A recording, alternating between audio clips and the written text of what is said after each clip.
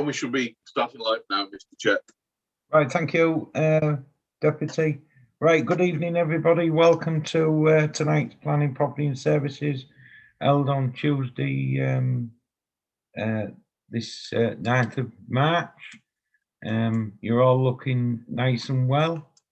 I hope you've all had a good weekend. Yes, thank you, Ian.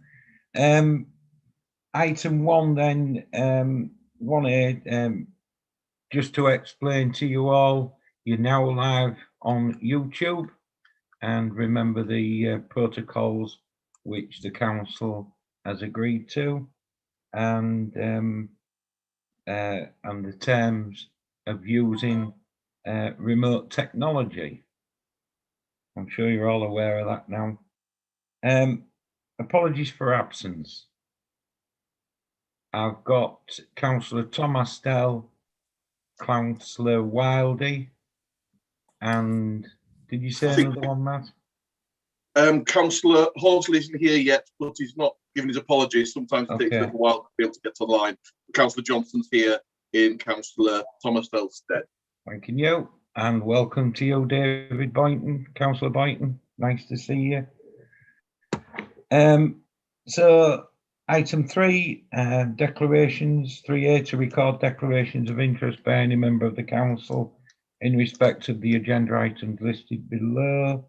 Members declaring interest should identify the agenda item and type of interest having declared. None. And item 3B is to note dispensations given to any member of the public, any member of the council, sorry, in respect of the agenda item listed below. Item 4, to approve and sign the minutes of the Planning, Property and Services held on Tuesday the 16th. You've all had a copy of them. So item 5 then, there's a full list of their delegated responses, which the clerk, in consultation with myself, Deputy, has agreed. You've all seen them, you agree with them? Yeah. Item 6 then, planning environmental applications. Jackson's vehicle dismantlers, Barmston Road, change of use from a scrapyard to vehicle goods yard. 42 vehicles and 41 trailers, citing a 2-storey office block and single-storey training classroom, and 3 shipping containers for storage of following levelling of ground and installation of hardcore of the entire site. Councillor Gow.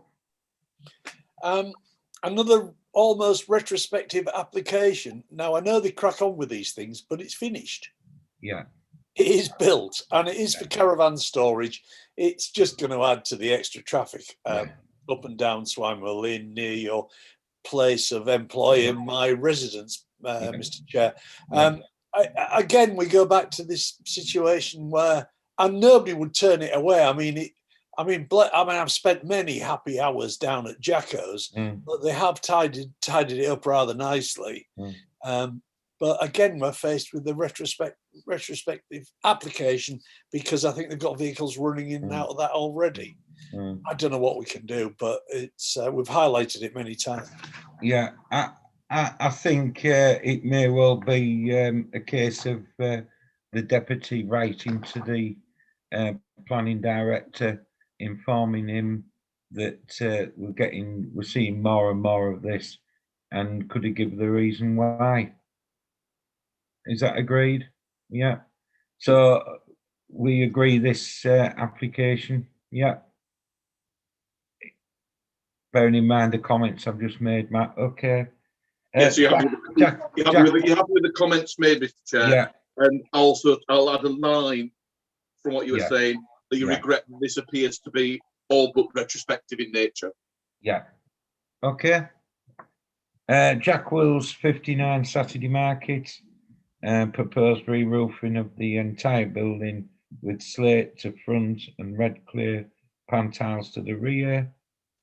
Installation of dark grey timber frame double glazed roof lights and dark grey PPC, aluminium frame, double glazed roof lights, construction refurbishment of existing dormer, installation of dark grey PPC, aluminium frame, double glazed window and associated internal works, including new plasterboard ceilings to all areas on second floor. And you suggested comment areas, we have no objection to this application. Is that agreed? Thank you. 96 Southfield Road, part change of use of existing garage to be used as a dog grooming parlour. And suggested comment there is no objection. That agreed. Land east of 63 Coltman Avenue, Beverley. Erection of a 15-metre high telecommunications pole with built-in cabinets, 3 separate cabinets and ancillary works. And the comments there is, whilst Beverley Town Council appreciates such installations sometimes cause concern, it also acknowledges the need for development of this kind to enhance Beverley's communications infrastructure. So therefore, has no objection to this application. If I could just comment, Mr. Chair, the wording there is paraphrased from previous applications that have been similar in Beverley, where residents have shown some concerns afterwards, but not beforehand, and the town council appreciated that people do have concerns, but it's essential for Beverley's ongoing development. Yeah, we've had several like that. One springs to mind up near Beverley Cemetery and so on and so forth. And of course, the famous one, Beverley Arms Hotel at the rear there. Yeah. So do we agree that? Yeah. 44 Cartwright Lane, Beverley, erection of a single-storey extension to the rear. And Beverley Town Council has no objection to this application on the condition that the existing extension does not negatively impact on direct neighbours. Agreed? Yeah, see no head shaking. The Rose and Crown North Bar without Beverley, construction of 3 roof lights to the rear, and construction of boundary gate and posts to the front, part retrospective application.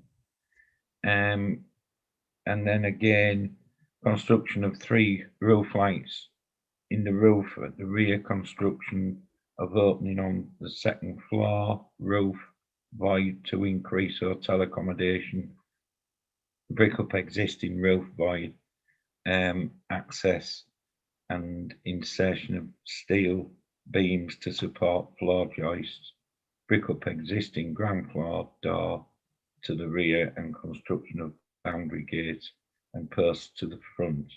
And again, it's part retrospective. Mr.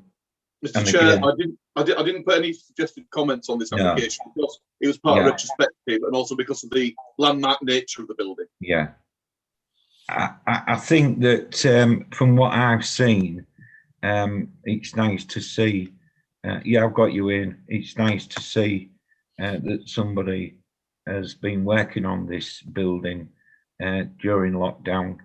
I know they've done a lot of work internally, and it's nice to see an investment going into such a building, and hopefully after lockdown and everything gets back to some sort of normality, it can do a good trade. Not only is it going to be used as a pub, I believe it's going to be used as a bed and breakfast as well. So that's why the work's been done. And so I would say we have to welcome it, but take Matt's points on board, as we always do, because of the nature of the area that it falls in. Ian. Well, over the last 2 or 3 years, it's just been a revolving door of opening and closure. Yeah. And it's nice to see that somebody's, rather than the company that managed it, people investing in the B&B and stuff. Yeah. And people get hung up on the fact that of how old it was, but that facade's only been there since 1936. Yeah. I want to draw that to people's attention. There has been a pub there for 200 years, but that facade was put in 1936. Yeah. So any investment we can get to maintain the building, great. But so we're all in agreement with that? Yeah. Respectively. Okay. Item 7 then. If I could just make a note, Mr. Chair, whilst this one was respective, I think this is an example of people not realising and doing their best, and then realising because of the work they do, some of the work they didn't realise had to be applied for, as opposed to a business coming in, doing work, and then making it fait complete. Yeah. Okay. Thank you, Matt, for them comments. We all in agreement then? Yeah. Item 7 then, Planning, Property and Services Committee Organisations / Management. 7A, public attendance to speak on planning applications, and it's to consider how best to formalise rules for members of the public wishing to speak on planning applications. Yeah, can I just, before I bring you in, Linda, get Matt to report on this? Matt? Yeah, recently, Mr. Chair, we've had more people come to us which wanted to speak than usual, which is great for open democracy, etc. Yeah. But we haven't formalised exactly how we deal with it. Having looked at these riding rules, my suggestion to the council would be to formally adopt what these riding do with one change. They only allow one person to speak in objection or support, and so one to object, one support, and they encourage the first person to register gets that place, and these riding encourage them to liaise with anybody else to try to so that other arguments be fed into that one person's presentation.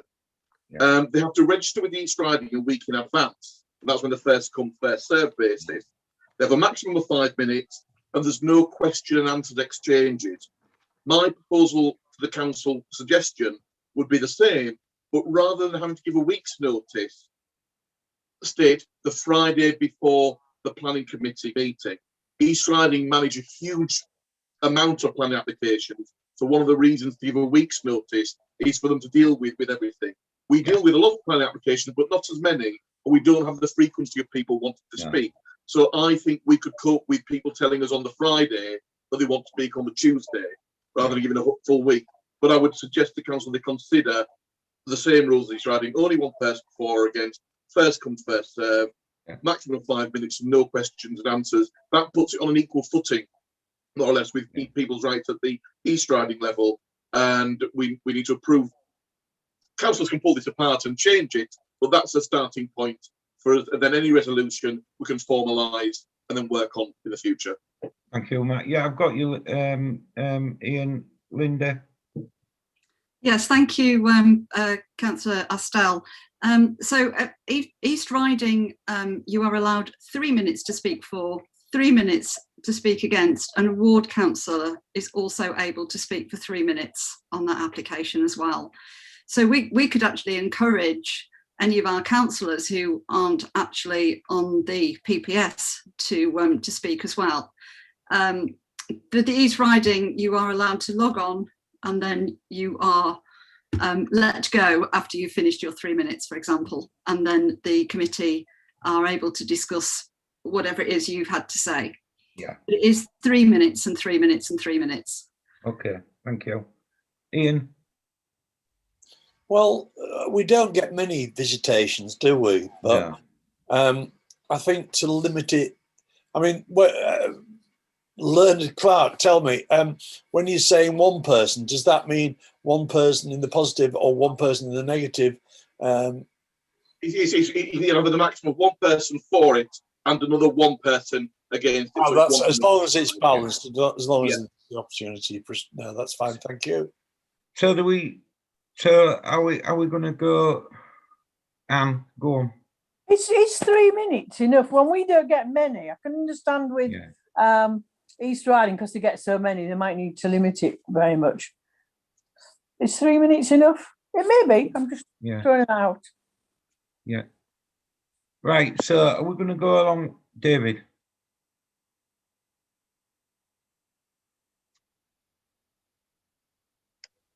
I think 3 minutes is more than enough, and there's a lot can be done in that. I think we've got to think to ourselves, well, two sets of 3 minutes plus another 3 minutes, 9 minutes on one application.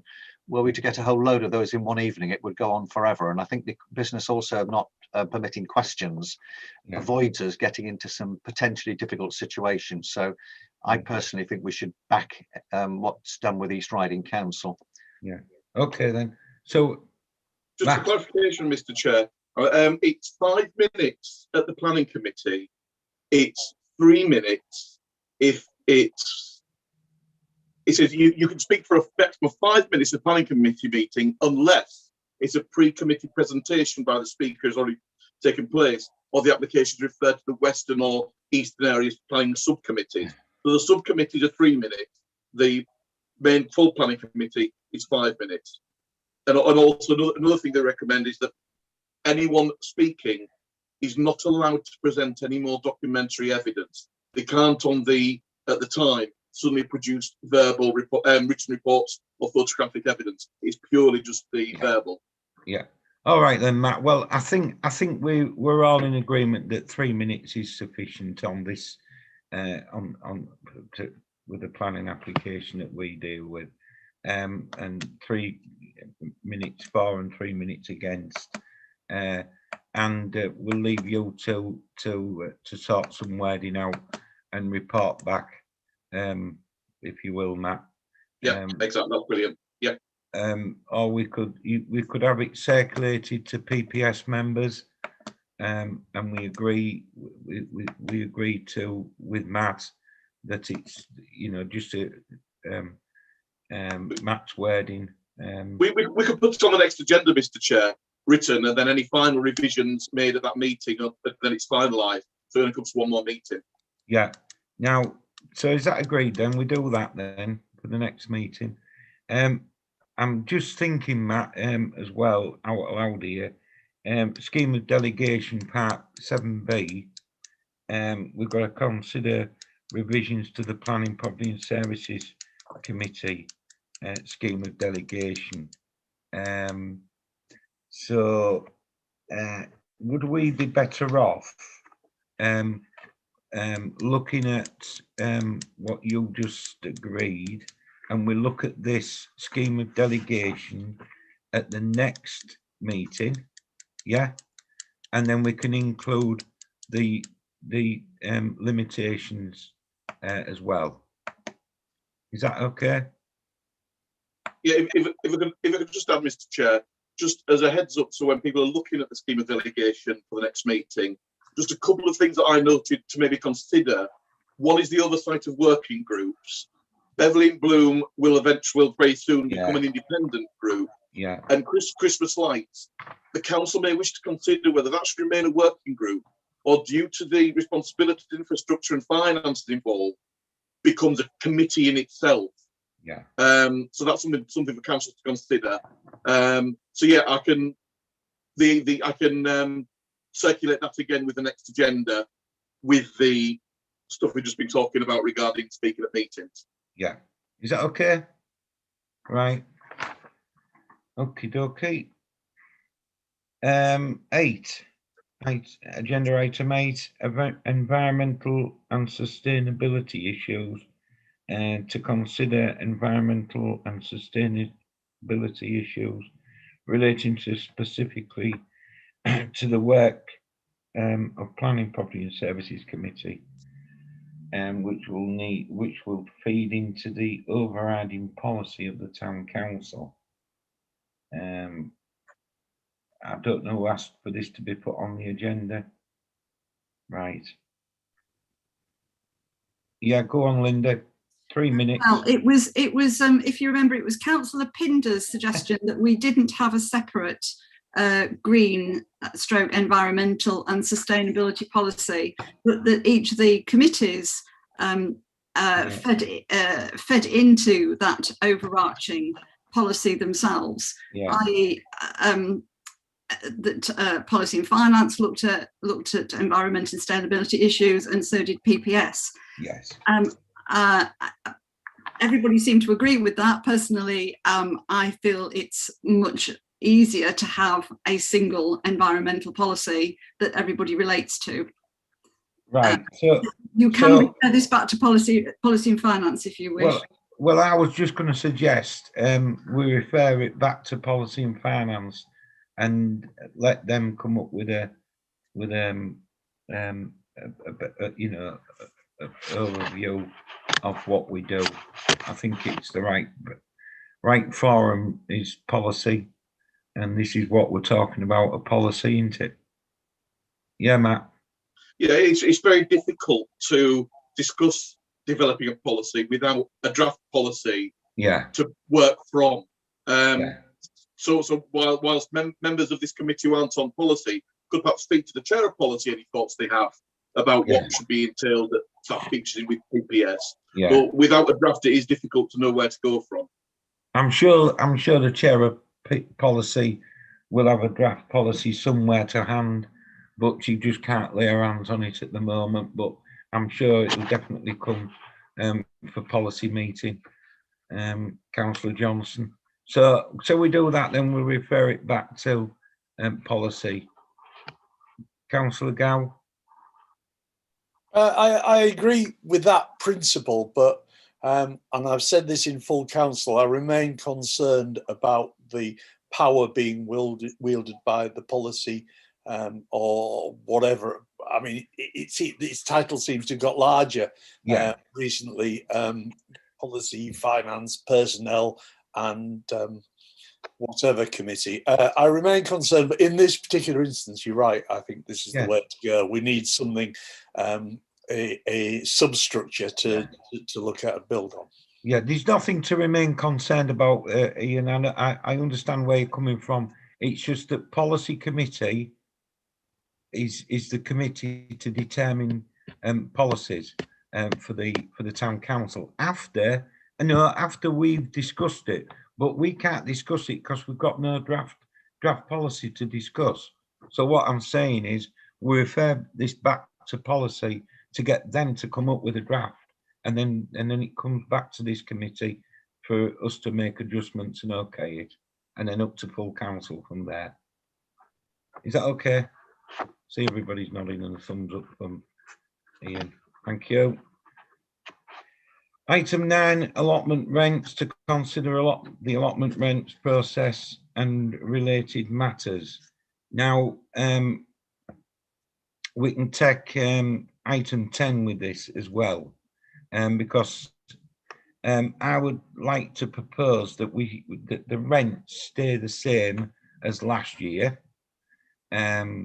because of COVID and one thing to another, and that we also look towards those people that may not be able to afford the rents all in one go, come to some agreement with the office as laid down in the Act of Parliament 1925, and also the flooding on Kelgate. Now, that has been a terrible problem for the tenants on there. It was the biggest part of last year, in particular round about the harvest season for the potatoes. They lost all the potatoes and most of the greens, and this year we had flooding yet again, and it was bad. So what I would like to propose, that we don't charge all of those Kelgate tenants any fee for this year, because of the inconvenience that they've had, and I think that would go down really well, because they've had some of them have had a major upheaval, others have had a little bit of upheaval, but not as bad as the rest. And I think, to be fair, we'd just say right to those tenants, a year's free rent. But in the meantime, we look at, I think Matt's got an update on the Kelgate allotments issue. Oh, Libby, you want to speak? Go on then. Unmute. Sorry. Unmute. Can I just ask, is that the whole of the Kelgate site? Yes, I said the Yes, whole of the whole Kelgate site. Yes. And just Yeah. to make sure that you mean that we charge the tenants half the rent that they did, half the normal rent, or are you going back to the normal rent? What do you mean? For a full-size plot, it's £40, and last year we charged them £20 because of the COVID. No, we just keep the same as what we did do last year. The £20, Yes. for example. Yeah. So it doesn't go back to up to the full rent, is what I mean. No, I don't want it to see it go. But also, Libby, yeah, I've got you, Linda. Also, Libby, we have said that the whole of Kelgate allotments, we don't charge them rent this year. Okay. Okay, I'd like to propose that. Are you seconding, Matt? You can't second. So is a point. That's right. Have we got a seconder? No. I haven't got a seconder for the Kelgate allotments, not to be. Councillor Astell, can I speak, please? Yeah, but I need a seconder first. All right. Okay.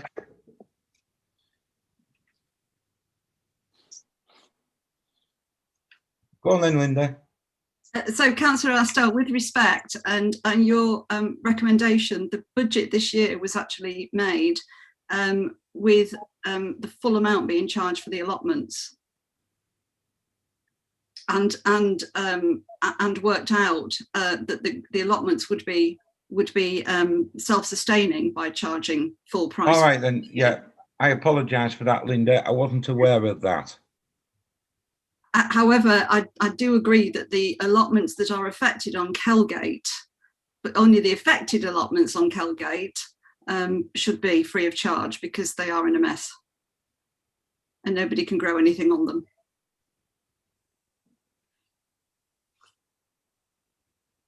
Only the allotments that's been affected on Kelgate.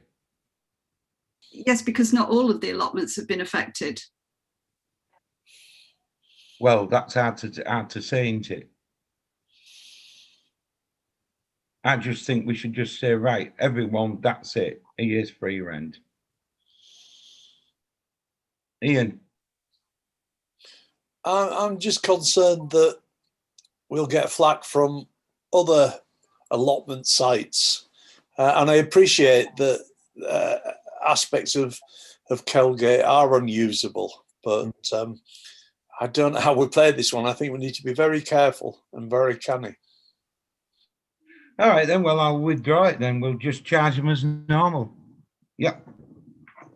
Okay, Mr. Chair, Mr. Chair, could I help and maybe suggest some flexibility? Because there are, these unrelated to the actual flooding on Kelgate, but there are a few plots, a small number of plots on Spark Mill that, as you know, Mr. Chair, have been looked in for years and keep flooding and people have had to move.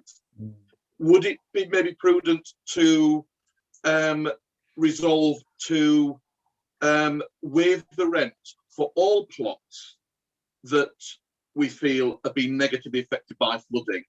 That means it includes the Kelgate and the 2 or 3 that are on Spark Mill, because if they've had to move plots and have stuff damaged because of flooding that we can't resolve, and other people on the plot get their rent waived because of the similar issue, that would put everybody across the line with on officers' discretion as to which plots classes flooded, with all other rents being full rent for the year. And I appreciate what Councillor's saying. It is difficult to ascertain exactly how badly the flooding has damaged people on Kelgate, but just by the fact it's been difficult for some of them to get to their plots because the flooding is across the centre would mar their ability. I can, as officer, I'm just recommending that when it comes to flooding, also consider expanding to others that have been. But I think council still needs to decide exactly what they want to do regarding Kelgate, partly or as a whole, as the chairs said. Well, all right then. I'll propose that then, Matt. Have we got a seconder? No. So what's the wording of it, please? What's the proposal? That the proposal is that we obtain from the office, the office obtain those allotments on Kelgate and the other allotment sites that's been flooded, and we waive their rents for this next year. Yeah. Okay. Have I got a seconder? No. All right, you're all prepared to put your hands up now. Good. Thank you. You choose whichever one you want, Libby. Right then, item 11, Heritage Open Day. To receive an update on the allotments being involved with Heritage Open Day on Saturday 11th and Sunday the 12th of September. Deputy to report that. Could I just give you an update on the flooding on Kelgate? Go on then, Matt. I've met with an engineer from Yorkshire Water and Mr. Rowntree, who was one of the plot holders, lives nearby, and is a retired Yorkshire Water engineer, so knows his stuff. I'm glad that we did meet because I got a call at 7:30 in the morning to say that the guy was on his way. By the time I got there, he'd gone, and I managed to get him back. He had the map the wrong way around, so he thought that the actual waterway that was having an issue was going along the path. So myself, Mr. Rowntree, went to his computer, sorted it out, and it is clear now that we were right. It's an issue regarding the underdrain that's Yorkshire Water's responsibility. It's not a matter of standing water not draining away, it's water coming up. And that underdrain goes all the way out to near the Westwood and St Giles Croft area. And it's only been in the past 30 years or so that these issues have really been taken into consideration with development. So any overdevelopment of buildings that have been built in the past 200 years are not factored in the old culvert. So when the water starts to get heavy, and it's raining more these days than heavier than it used to do, the pipes, the channelway can't cope with it, and it just basically bricks laid next to each other, so it's coming up in a natural area it can, which is the allotments. So they're going to be sending another specialist engineer at an appointment to meet with me to look at it. So we're now clear that it is Yorkshire Water's responsibility. Thank you. So what are they going to do about it, Matt? They won't know till this. The first guy was just to identify where it was. The second guy is to identify what it is, and to actually look at how to fix, how to actually sort it. So when he goes there, I'll contact Mr. Rowntree again. His knowledge was really, really invaluable. So have you got a date when they're likely to be doing? They're going to liaise directly with me. At the moment, they're still dealing with lots of bigger flooding backup issues. Quite literally backup issues. We'll have it on the item, an item on the agenda for next meeting, then, please, Matt. Yeah.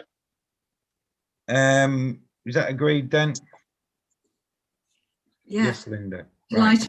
I'm really pleased that Right. Would you please excuse me? I need to get. I apologise, everybody. Thank you. Thank you. Bye-bye. Bye. Right. Item 12, grit bin request. The Cherry Tree Centre agreed that the that a grit bin be placed. Yes, Anne. What about Heritage Open Day, which was 11? Oh, sorry. Yeah. Sorry. Heritage Open Day. Matt and myself met with the Civic Society, Barbara English, and Matt. Rosie Ryan. Yeah, and basically they're wanting to organise an open Heritage Day on the Queensgate allotments. They'll do all the they'll supply the volunteers, they'll put the banners up, they'll man it themselves. Councillors can rock up if they want to, but basically they'll do all their advertising. It goes in the national magazine, Yes, you was there as well, Libby, weren't you?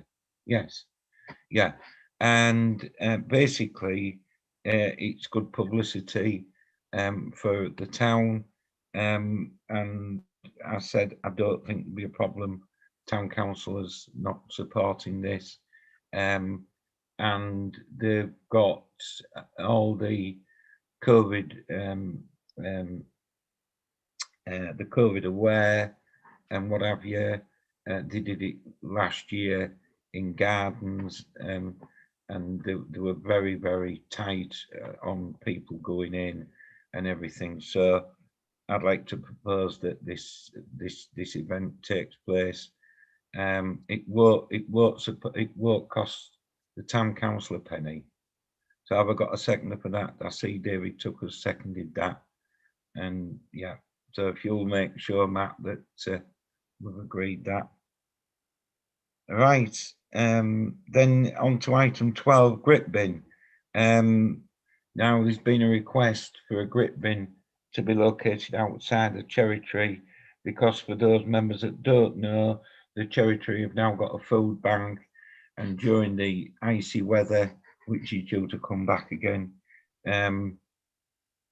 next year. No, it's coming back this year. The people, some of the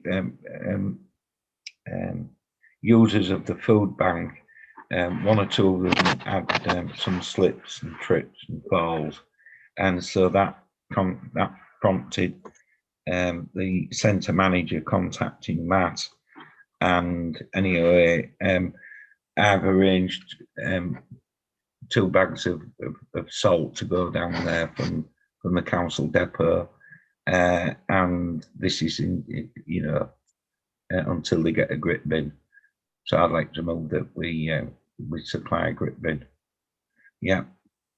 Just formalise that, Mr. Chair. It's £357 plus VAT. The minutes will need that. And if anybody has any questions about grit bins, ask the chair. I have no idea how he does it, but it's better than a computer database, because he suggested he knew where another grit bin was potentially could come from, but unfortunately that was on North Crescent, but East Riders moved that to Rita Hunt Court, so we couldn't move that one. But if anyone has any questions about where anything is, just ask Peter. Yeah. Thank you very much for that, Matt. It's called putting yourself about, like Ian and 1 or 2 more of us do. All right, then, item 13, to consider the exclusion of the public and press from the meeting on the grounds that confidential information in relation to business contracts shall be disclosed. Public Bodies Act, Admission of Meetings, Act 1960. Motion.